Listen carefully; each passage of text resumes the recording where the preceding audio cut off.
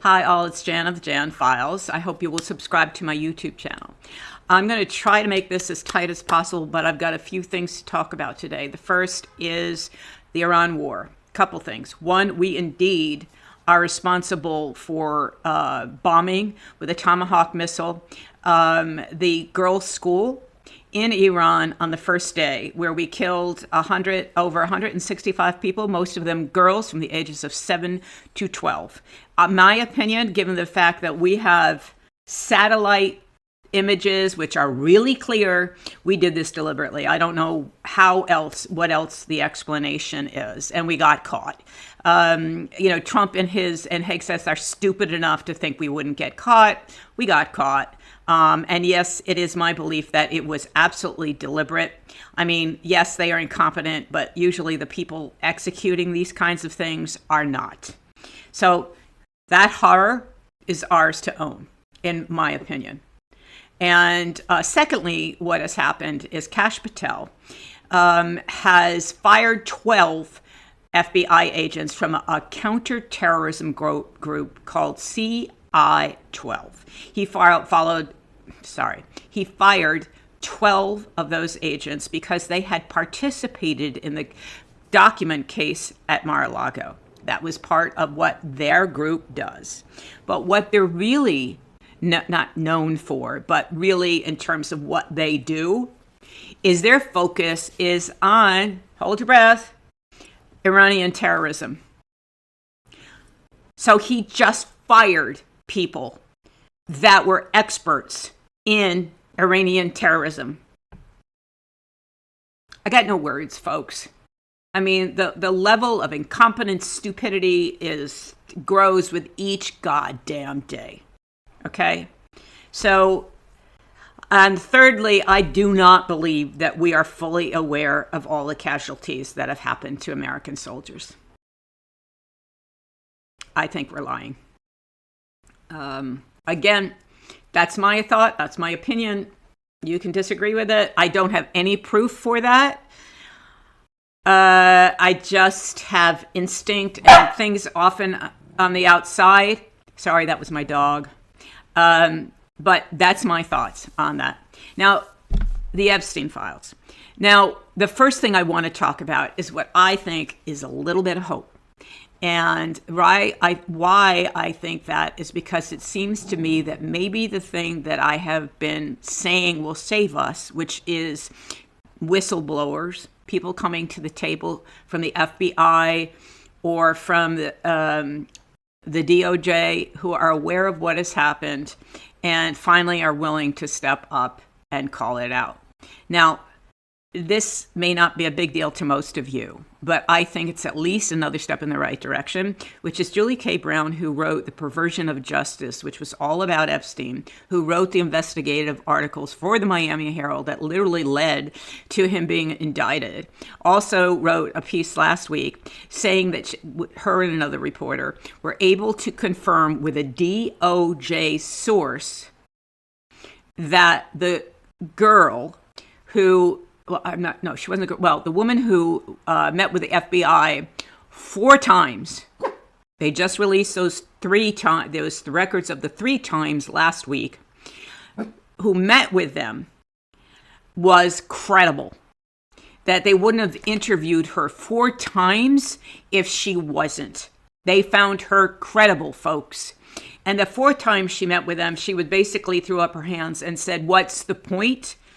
Because she shut it down, not the FBI or whoever was talking with her, the FBI. She shut it down because he was president at that point in 2019. She was like, and where is this going to go? So that's why it shut down. So again, I'm just harping on this little piece that a DOJ source confirmed that. Now, obviously, they didn't name the source because the only way they would do that was if that source was stepping out of the FBI or the DOJ and had made plans to call this all out.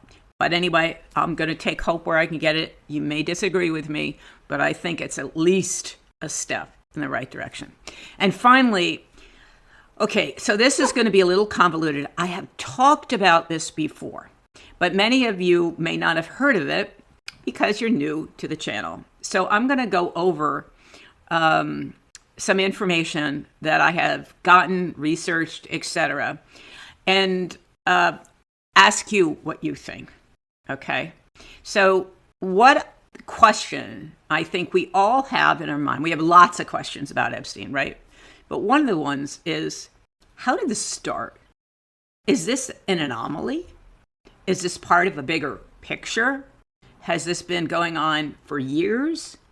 Did he pick up where somebody else left off? And I am not suggesting I have those answers. What I do have are a lot of questions fueled by some good information. And so let me tell you about the information that I have, and that primarily a lot of it has come from a writer by the name of Whitney Webb. And she wrote about this in 2019. And I have found it well researched. I have gone into her sources and to see who they are, what they say, et cetera, et cetera. So this is my opinion. And so what I want to tell you about is back in the 50s, there were 4 gentlemen, well, that's the wrong word, 4 men who were colluding with each other. And let me tell you about who they were. One was J. Edgar Hoover, the head of the FBI. One was Roy Cohn. One was Louis Rosenthal. And the other was Meyer Lansky.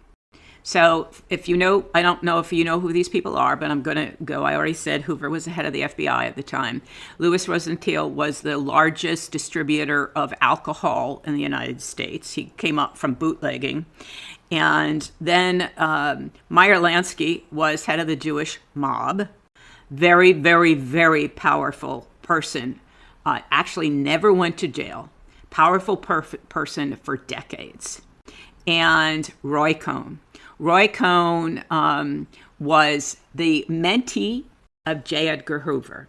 J. Edgar Hoover actually recommended him to be the counsel for Senator Joseph McCarthy at the McCarthy hearings. Actually, it was Roy Cohn whose behavior blew the whole thing up. Thank you, at least for that. And ended up leading to a whole nother set of hearings called the Army and McCarthy hearings, because the Army came after McCarthy. So anyway, Roy Cohn was basically shunned out of Washington, ended up back in New York, and he still kept in contact with Hoover, and met Louis Rosenthal. I don't know how he met Louis Rosenthal, but Louis Rosenthal was a pedophile. He was known for parties that he had starting back in the 30s, where he would invite people and have little boys there, and that he could then blackmail people based on their behavior at those parties. He partook himself. He was a pedophile. J. Edgar Hoover became friends with Rosenthal. They were very, very close. And whether they became close because Hoover ended up at those parties, but Hoover was also, he was a homosexual, but he was pedophile. He was a cross-dresser. Hoover got blackmailed by people because that was found out. So literally we have these people that are all blackmailing people, at least at the start. Is Meyer Lansky absolutely was blackmailing people with some of this information. Louis Rosenthal and J. Edgar Hoover, and eventually Roy Cohn. Roy Cohn became very close, as I said, with Rosenthal, and looked at almost like a father-son relationship. They were all close to each other, and Meyer Lansky was also a part of that, though I don't have any thought or confirmation that he was a pedophile. But he certainly was surrounded by pedophiles. And what happened was that they kind of coalesced together. So Roy Cohn would have parties. Now, remember, Louis Thiel had parties that used information to to blackmail people in the 30s, 40s, 50s. Roy Cohn first, came to prominence in 1954 during the McCarthy hearings. But in 1958, there is evidence that he was having parties in a place called 233, also known as the Blue Room, in the Plaza Hotel. So this started way back from Louis Rosenthal, came about so that all these different men were using this blackmail. You know, the other organization that was using this kind of blackmail was the CIA. They actually were literally documented by the Washington Post for using honey traps, honey pots, whatever you want to call them, where they would induce people into sexual situations that would be harmful to them, whether they were with little girls or little boys or other women. Didn't matter. So they used this as blackmail. So Meyer Lansky, who was, in the mafia, et cetera, with all that goes with that, actually became worked for the CIA during World War II. You know, folks, you can't make all this up, but there's no question that these people, the FBI, who was really into trying to squash the Red Scare back in the early 50s, Hoover, who was of the same mind, Cohn, who was of the same mind, Rosenthal, Meyer, they were all hanging out together one way or another. Whether you see that, I'm not saying they went out to dinner with each other. I'm just saying they participated in this network, to say a lack of a better word. Now, Roy Cohn in the 70s met Donald Trump and became Donald Trump's mentor. Trump still talks about him to this day. Roy Cohn was holding those parties at the plaza, as far as we know, until almost his death, when he became very sick. He died of AIDS in 1986. Donald Trump bought the Plaza Hotel in 1984. Now, I might have gotten that wrong by 2 years both ways. So it might have been, he died in 1988. Let me see if I wrote that down. No, I'm not sure. But anyway, it doesn't really matter. The year is not the point. The point is that Donald Trump then started to hold parties at the Plaza Hotel. Donald Trump hired Roy Cohn to be his lawyer. Roy Cohn was an important human being to Donald Trump, and he actually testified on his behalf at one point when they were trying to shut down his law license. So all of this started back when. Now, maybe it even started earlier than that. I don't know. But as far as I'm concerned, this has been part and parcel of what we have done as a country, and I'm sure it extends around the world, but I'm only focusing on us, because Cohn, Lansky, Rosenthal were very, very supportive of Israel. That one of the reasons the CIA went to Meyer Lansky, and he did work for them, is because he was, against Germany and wanted to fight and wanted to defend. He even tried to sign up, and he was too short and too old for the military. So this whole idea of Israel with Epstein and the Mossad and the blackmail and the deep reach and all of those people that we don't even know who they are yet is likely part and parcel of a long history within our government of embracing, allowing this kind of behavior and not giving a shit about kids, girls or boys or women. They don't care about who they used to get whatever it was they wanted.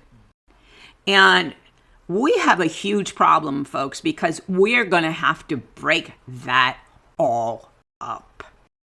We're going to have to commit or not commit to really embracing how we want to be in the world as a country.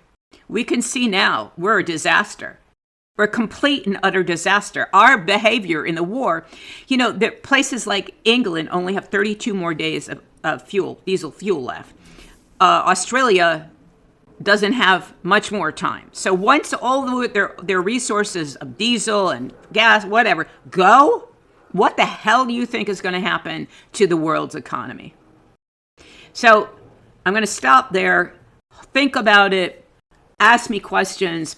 And always, if you think I'm wrong about something, I expect you to tell me, because I don't want to be wrong, but I'm okay with being wrong. If you point something out, I will say, damn, I didn't get that right, and I will correct it.